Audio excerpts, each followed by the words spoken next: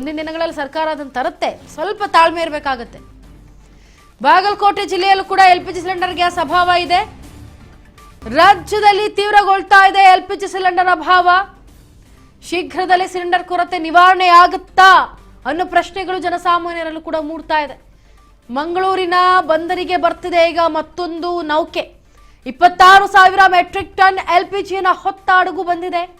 ಮಂಗಳೂರಿನಲ್ಲಿದೆ 26,000 metric ton ಹೊತ್ತಂತಹ LPG unload ಆಗ್ತಾ ಇದೆ. ಈಗ LPG ಕೊರತೆ ಭೀತಿಗೆ ತಾತ್ಕಾಲಿಕವಾಗಿ ಲಿಫ್ಟ್ ಸಿಗುತ್ತಾ? ಹಾಗಿದ್ರೆ ಶೀಘ್ರದಲ್ಲೇ ಸಿಲಿಂಡರ್ ಕೊರತೆ ನಿವಾರಣೆ ಆಗುತ್ತಾ?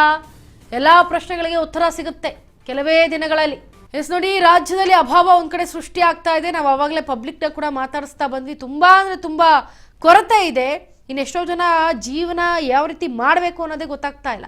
ಈಗ ನಮ್ಮ ಮಂಗಳೂರಿನ ಬಂದರಿಗೆ ಬಂದು ತಲುಪಿದೆ ಶಿವಾಲಿಕ್ ಹಡಗು. 26,000 ಮೆಟ್ರಿಕ್ ಟನ್ LPGಯನ್ನು ಹೊತ್ತಂತಹ ನೌಕೆ, ಶಿವಾಲಿಕ್ ನೌಕೆ ಈಗ ನಮ್ಮ ಮಂಗಳೂರಿನತ್ತ ಬಂದಿದೆ.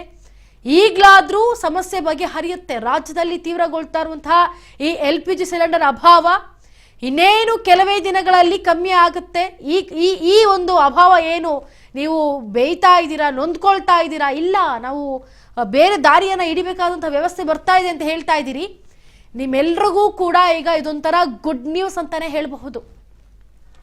LPG ಕೊರತೆ ಭೀತಿ ನಿಮ್ಗೇನು ಎದುರಾಗ್ತಾ ಇತ್ತು ಅದು ಇನ್ನು ಮುಂದೆ ಸ್ವಲ್ಪ ತೀವ್ರಗೊಳ್ಳುತ್ತೆ. ಯಾಕಂದ್ರೆ ಇರಾನ್ ಈ ನಮ್ಮ ಭಾರತ ಸ್ನೇಹವನ್ನ ಹೊಂದಿರೋ ಕಾರಣ, ಅದೇನೇ ಮಾಡಿದ್ರು ಹಿಂದೆ ನಮಗೆ ಸ್ನೇಹವನ್ನ ಕೊಟ್ಟಿದೆ ಅನ್ನೋ ಒಂದೇ ಒಂದು ಕಾರಣಕ್ಕೆ ಈಗ ಭಾರತದ 2 ಹಡಗುಗಳನ್ನ ಬಿಟ್ಟಿದ್ದೆ.